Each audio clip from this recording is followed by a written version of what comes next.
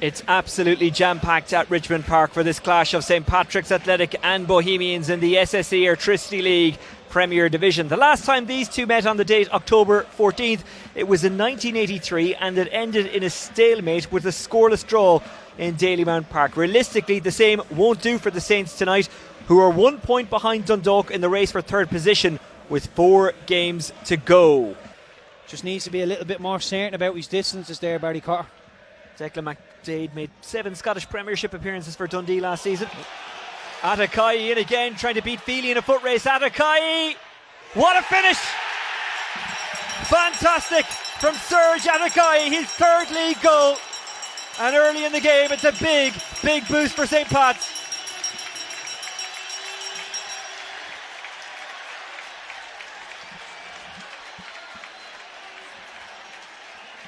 Well, there was only going to be one winner when Feely and Atakayi were in a foot race. And he has quickly become an absolute darling of these fans. Redmond. Cotter. Will he have a crack himself? He will. It's not bad. It's a good save by Tygrind. There's nothing wrong with his hands now. Yeah, we needed 2 good strong hands behind that. It's a super strike from Barry Cotter. What Bohs are doing from the defensive structure, I've no idea, because when he takes his first touch, there's another touch. Somebody's got to get out into the face of him and not let him shoot. Well, he's given away the corner kick. Yeah. Wants to take it quickly. In the box is Varian. Curtis shows maturity beyond his years by just staying where he needed to stay and getting the ball away. Barry Cotter. Forrester. Mark Doyle's running in behind. Doherty misses it. Mark Doyle. What an impact he's made. Brought off the bench for the second half. And Mark Doyle may well have sealed this one for St Pat's, his 5th league goal of the season. Yeah, it's an excellent finish by Doyle. You can see as soon as Chris Forrester gets the ball in the middle of the pitch, it's just a question of whether or not he can pick the pass. I think the Bohs defender should do a little bit better. It does seem to be within his spell. He doesn't be able to get it under control, and Doyle goes through and makes no mistake with the finish. But Bohs again will be thinking they should do better. You see the pass here from Chris Forrester. It should be cut out really, but take nothing away from Doyle. It's an excellent finish, just kisses the post on the way in. And I was saying that Tim Clancy would be on to Chris Forrester, that you need more from him from an attacking point of view. And then within a couple of minutes he has an assist to his name. Excellent from Pats. Well, St Pat's have seen Dundalk's 2-0 lead and matched them. Will it be Cotter? No. Forrester. It wasn't far away. The crossbar is rattling. Well, there's Chris Forrester's talent on show for everybody to see there.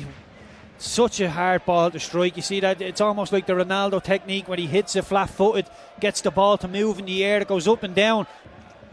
Curtis.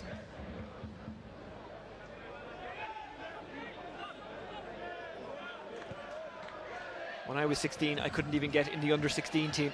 Forrester through to Mark Doyle for his 2nd. Good save.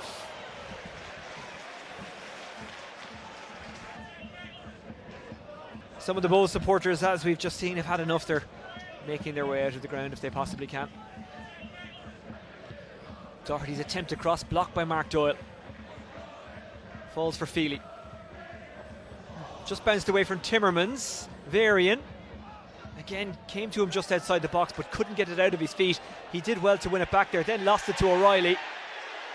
Bohs have it back. Can they get a goal here? Oh yes, they can. That's a wonderful strike. Well, they're back in it.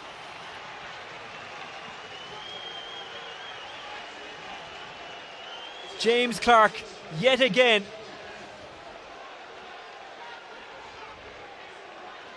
Pats thought there should have been a free kick.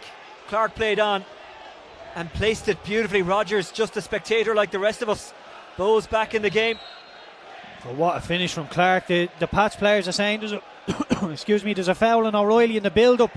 I'm not so sure if there is a foul. Look, even if it was a foul, Oisin, I still expected more from Pats from a defensive point of view, because Clark takes a touch, gets it out of his feet, and they don't react whatsoever. But they could have a case for the foul. Olabe. He scores against Bohs again. A hat-trick earlier in the season. He's sealed it tonight. His 5th of the season in the league. St. Pat's 3, Bohs 1.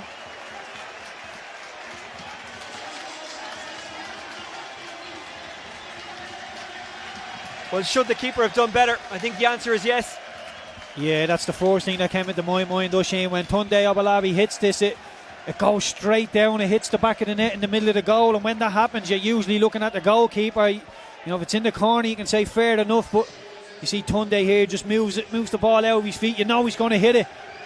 Yeah, it's really, really central. He sees that all the way. Toig Ryan, he should be doing better, should be getting something on it. It's an awful lot of power behind it, but Toig Ryan would love to have that again. He really should be keeping that out. We'll get a race out of third place yet. I think that game is on RTE TV, actually. Forrester. Will it dip enough? It nearly did. It's that technique again. He manages to. He's able to get the ball up in the air, and it just drops out of the sky at the last second. And all of the Pats players that have come in, Mark Doyle, well, that's an obvious one, he got the goal, but Billy King and Tunde Olabe, another obvious one because he scored. They've all done a good job. They've all made a positive impact. Tunde Olabe tried to flick it back for the run of Billy King, couldn't find him. Forrester, well, play his stop, but Forrester showing off anyway. Doesn't matter because the full-time whistle is gone. St. Patrick's Athletic have done what they have needed to do. They've beaten Bohs. 3-1 the final score. They keep the pressure on Dundalk. I thought we started the game really well and then we got a little bit sloppy. Bohs come back into it at the end of the first half. Don't think without creating too many chances, but put us under a bit of pressure. And then start the second half, Chris Forrester gets on the turn, finds a brilliant pass. Mark Doyle, brilliant run, touch and finish. So that gave us a bit of a cushion. Disappointed in the goal we conceded. I think it's a free out. I think the fourth official and the linesman both advised it was a free out as well, but Adriana didn't give it, and it's a great finish from James Clark, and that put us under a little bit of pressure again. But again, we get the third goal. Tunde, good strike. It's pleasing for the two subs to come on the pitch and impact and score goals. And then it was 3-1, and I thought when the balance of play we deserved to win.